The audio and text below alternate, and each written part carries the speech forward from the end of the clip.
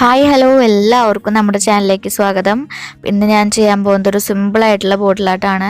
അതിന് മുന്നേ നമ്മുടെ ചാനൽ ആദ്യമായിട്ട് കാണുന്നതെങ്കിൽ ചാനൽ സബ്സ്ക്രൈബ് ചെയ്യുക, വീഡിയോസൊക്കെ ഇഷ്ടമായെങ്കിൽ ലൈക്ക് ചെയ്യുക, ഷെയർ ചെയ്യുക, കമൻറ്റ് ചെയ്യുക. അപ്പോൾ ഞാനിതിനു വേണ്ടി ഒരു ബിയർ ബോട്ടിലാണ് എടുത്തിരിക്കുന്നത്. അതിൽ ഞാൻ ഇതേപോലെ പെയിൻറ്റ് ചെയ്യാണ്. മഞ്ഞ, പച്ച, നീല, ചുവപ്പ്, റോസ്, പിങ്ക് അങ്ങനെ പല കളേഴ്സ് ഞാൻ അതിൽ യൂസ് ചെയ്തിട്ടുണ്ട്. രണ്ടിൽ കൂടുതൽ കളർ ഉണ്ടാകുന്നതായിരിക്കും ഭംഗി. നമുക്ക് കൂടുതൽ കാണാൻ എല്ലാ കളേഴ്സും കൂടി കാണുമ്പോൾ ഫൈനൽ ലുക്കിൽ കാണാൻ അതായിരിക്കും ഭംഗി. അപ്പോൾ നമ്മൾ ഇതേപോലെ മഞ്ഞ ഒരു വട്ടം അടിച്ചതിന് ശേഷം കുറച്ച് മാറിയിട്ട് നീങ്ങിയിട്ട് മഞ്ഞ വേറെ അടിക്കുക. അങ്ങനെ 2-3-4 സ്ഥലത്ത് മഞ്ഞ അങ്ങനെ അടിക്കുക. അതിനുശേഷം മഞ്ഞയുടെ അടുത്ത് വേറെ കളർ അടിക്കുക. ഒരേ കളറ് ഒരുമിച്ച് വരരുത്, പല കളറ് അടുപ്പിച്ച് വരുന്ന രീതിയിൽ വേണം അടിക്കാനായിട്ട്. അത് നമുക്ക് ഈ വീഡിയോ കാണുമ്പോൾ മനസ്സിലാവും. ഇതിപ്പോൾ പ്രത്യേകിച്ച് പറഞ്ഞു തരേണ്ട ആവശ്യമൊന്നുമില്ല.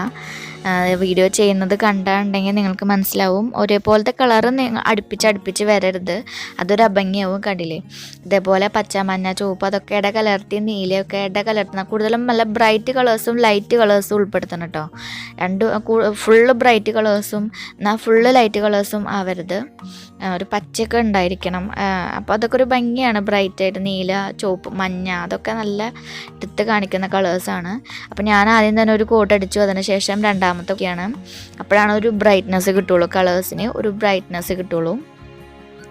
അങ്ങനെ നമ്മൾ ഫുള്ള് കളേഴ്സ് ഇതേപോലെ പ്രത്യേകിച്ച് ഔട്ട്ലൈൻ ഇടണോ അങ്ങനെ ഒന്നുമില്ല. ഈ സ്പോഞ്ച് കൊണ്ട് ഇങ്ങനെ വെറുതെ നമ്മൾ ഇതേപോലെ ഇങ്ങനെ കുത്തി നമ്മളിത് അടിച്ചു കൊടുക്കുകയാണ്. 2 കോട്ടയിൽ അടിച്ചു കൊടുക്കണം എന്ന് മാത്രം.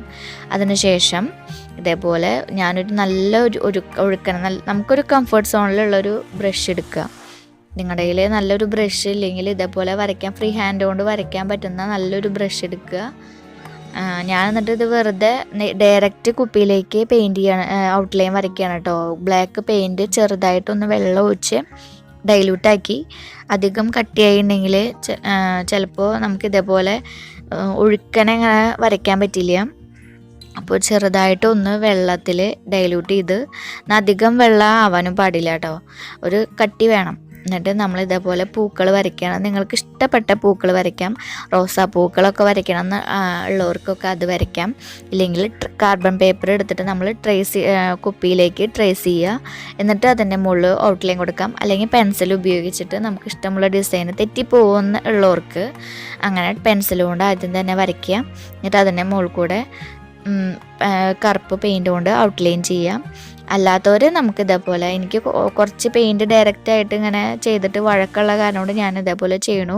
എന്ന് വെച്ചിട്ട് ഇത് കണ്ടിട്ട് നിങ്ങൾ ഇതാണ് അത്രയ്ക്ക് വലിയ പെയിൻറ്റിങ് എന്ന് പറയരുത്. കാരണം നമുക്കിപ്പോൾ ഞാനിതിപ്പോൾ സ്ലോ ആക്കി കാണിച്ചത് തന്നെ ഇത്രയ്ക്കും ഇതിലായിട്ട് നമുക്ക് പെട്ടെന്ന് ഈസി ആയിട്ട് വരയ്ക്കാം എന്ന് കാണിക്കാൻ വേണ്ടിയിട്ടാണ് കേട്ടോ ഞാൻ ഇതേപോലത്തെ ഡിസൈനുകൾ എടുക്കുന്നത്. അല്ലെങ്കിൽ എനിക്ക് നല്ല ഭംഗിയുള്ള റോസാപ്പൂ അങ്ങനെ എന്തെങ്കിലുമൊക്കെ വരച്ച് കാണിക്കാം. പക്ഷേ ഇത് നമുക്ക് വരയ്ക്കാൻ അറിയാത്തവർക്ക് പോലും നമുക്ക് വരയ്ക്കാം. നമ്മളിപ്പോൾ വട്ടം ഇട്ടിട്ടുള്ള പൂക്കളൊക്കെ നമുക്ക് വരയ്ക്കാറില്ലേ, അതായാലും മതി. ഇല്ലെങ്കിൽ ഇതേപോലെ ഇലകൾ, അല്ലെങ്കിൽ നമുക്ക് വേറെ എങ്ങനെ ഡിസൈനുകൾ എന്തൊക്കെ നമുക്കറിയുന്നോ നമുക്ക് ഇഷ്ടമുള്ള ഡിസൈനുകൾ ഇതിൽ വരയ്ക്കാം കേട്ടോ. അപ്പോൾ നമ്മൾ ഫുള്ള് ഇതേപോലെ പൂക്കൾ ഞാൻ ഇതേപോലെ ഞാൻ അങ്ങനെ ഒരേപോലത്തെ ഇതള് അങ്ങനെ ഒന്നും നോക്കണില്ല. പല വലിപ്പത്തിൽ പല ഇതളും വരയ്ക്കുക. ഇതേപോലെ അങ്ങനെ വരച്ചിട്ട് ഫുള്ള് ഈ കുപ്പി നിറയ്ക്കുകയാണ്. അപ്പോൾ ഇതൊരു തരം ഇങ്ങനെ ഒരു ഡിസൈനിൽ വരച്ചു എന്നുള്ളൂ പൂക്കൾ. ഇനി വേറെ ഡിസൈനും ഒരു കുപ്പിയിൽ തന്നെ പല ഡിസൈനും ഞാൻ നിങ്ങൾക്ക് ഇതിൽ കാണിച്ചു തരികയാണ്. പല രീതിയിലും വരയ്ക്കാമെന്ന്. അതായത് ഇപ്പോൾ ഈ പൂക്കൾ തന്നെ അല്ല വേണ്ടെന്നുണ്ടെങ്കിൽ നമുക്ക് ഇലകൾ മാത്രം വരയ്ക്കാം. ഇപ്പോൾ അതേ നോക്കൂ കേട്ടോ, ഞാൻ ഒരു 3-4 ഇലകൾ ഇങ്ങനെ കൂടിയിരിക്കണ പോലെ ഇതേപോലെ ജസ്റ്റ് ഒന്ന് വരച്ച് അതിൻ്റെ അപ്പോൾ നല്ലൊരു ഫൈനായിട്ടുള്ള അധികം നല്ല സ്മൂത്തായിട്ടുള്ളൊരു ബ്രഷ്, വരയ്ക്കാൻ പറ്റിയൊരു ബ്രഷും പിന്നെ ഇതേപോലെ പെയിൻറ്റിന് ഒരു നല്ലൊരു കൺസിസ്റ്റൻസി ഉണ്ടെങ്കിൽ നമുക്ക് ഡയറക്റ്റ് തന്നെ വരയ്ക്കാവുന്നതേ ഉള്ളൂ. ഇതേപോലെ ഇലകൾ വരയ്ക്കുക. ഇനി അതും അല്ലാന്നുണ്ടെങ്കിൽ ഇതേപോലെ ഡിസൈനുകൾ വരയ്ക്കുക. ഇതേപോലെ ഇത് എന്ത് ഡിസൈനാണെന്നൊന്നും ചോദിച്ചാൽ എനിക്കറിയില്ല. ഇതേപോലത്തെ ഒരു ഡിസൈന് ഇങ്ങനെ ഒരു എതള് പോലെ, ചില പൂവിൻ്റെ ഒക്കെ ഒരു എതള് പോലെ ഇങ്ങനെ അല്ലേ, അതേമാതിരിത്തെ ഒരു എതളുകൾ അവിടെ ഇവിടെയൊക്കെ ആയിട്ട് ഇങ്ങനെ, അല്ലെങ്കിൽ മുകളിൽ നിന്ന് താഴേക്ക് ഇങ്ങനെ ഒരു പാറ്റേണിൽ വരയ്ക്കുക. അല്ലെങ്കിൽ അവിടെ ഇവിടെയൊക്കെ ആയിട്ട് പലതും ഇടകലർത്തി വരയ്ക്കുക. അങ്ങനെയായിട്ട് കുപ്പി മുഴുവനും ഇതേപോലെ നിറയ്ക്കുക. ഇതേപോലെ ഔട്ട്ലൈൻ അധികം സ്പേസ് ഇടകളിൽ ഉണ്ടാവാൻ പാടില്ല. പരമാവധി അടുത്തടുത്ത് തന്നെ വരയ്ക്കാൻ നോക്കുക.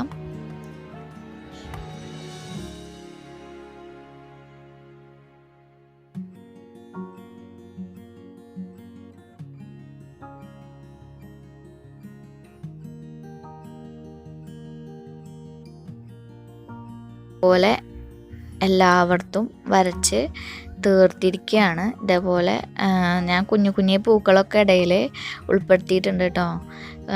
കുഞ്ഞു പൂക്കൾ, ഇലകൾ, പലതരത്തിലുള്ള ഇലകൾ, അങ്ങനെ പൂക്കളും കൂടിയിട്ട് അങ്ങനെ കുറേ ആയിട്ട് അങ്ങനെ ഫുള്ളായിട്ട് അധികം സ്പേസ് വിടാതെ അടുപ്പിച്ച് തന്നെ ചെയ്തിട്ടുണ്ട്. അതിനുശേഷം നമ്മൾ ഈ വരച്ച പൂക്കളുടെ ബാക്ക്ഗ്രൗണ്ടിൽ കറുപ്പ് പെയിൻറ്റ്, നമ്മളിപ്പോൾ ഈ ചെയ്തിരിക്കുന്ന പെയിൻറ്റ് തന്നെ ബ്ലാക്ക് കളർ ഫില്ല് ചെയ്ത് കൊടുക്കുകയാണ്.